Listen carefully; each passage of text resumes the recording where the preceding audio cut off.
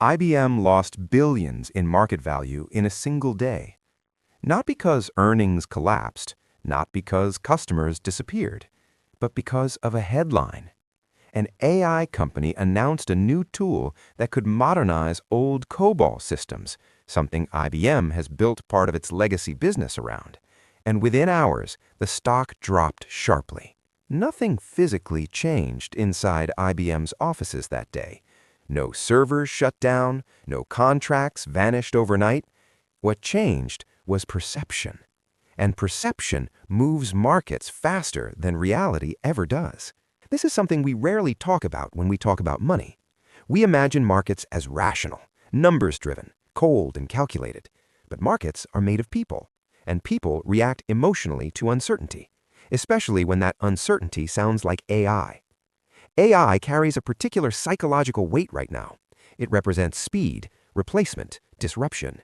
When investors heard that a tool like Claude Code could automate parts of COBOL modernization, many didn't calmly analyze IBM's long-term competitive position. They imagined the future, and then they reacted to that imagined future as if it had already happened. This is called anticipatory fear. Our brains are wired to treat potential threats as immediate ones. It's a survival mechanism. If you hear something might take away a food source, your body doesn't wait for proof. It prepares. In financial markets, that preparation looks like selling. And once selling begins, something else kicks in. Herd behavior. No one wants to be the last person holding a stock that might be disrupted by AI, so they sell because others are selling. Not necessarily because they've deeply evaluated the risk, just because uncertainty feels uncomfortable. This isn't just about IBM. It's about how we handle money decisions in our own lives. Think about your job. If you read an article saying AI might replace roles in your industry, what happens internally? You may not lose your job that day, but you feel uneasy. You might delay spending. You might question long-term plans. You might start imagining worst-case scenarios. Again, perception changes behavior. Behavior moves money. There's also something called narrative bias. We love clean stories. AI replaces old tech. Legacy companies fall behind. The future belongs to automation. These narratives are simple. They spread fast. And when a story is simple, we're more likely to believe it without examining the details. The market often reacts to the story first. Analysis comes later. Sometimes the story is accurate. Sometimes it's exaggerated. But in the short term, the emotional response is what dominates.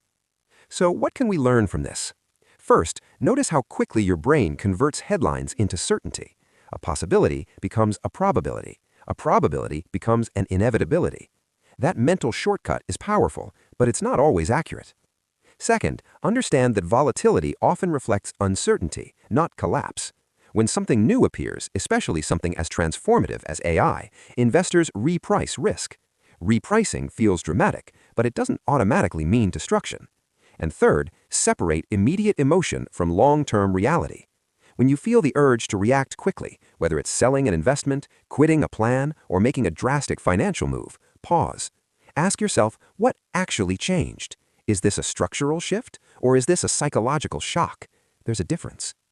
IBM's drop wasn't just about code modernization. It was about how humans process disruption, the fear of being left behind, the fear of technological acceleration, the fear that stability is temporary. These fears are real, but they don't always predict outcomes accurately. Markets move in waves of optimism and anxiety. AI has amplified both. And as individuals navigating our own financial lives, we face the same internal waves.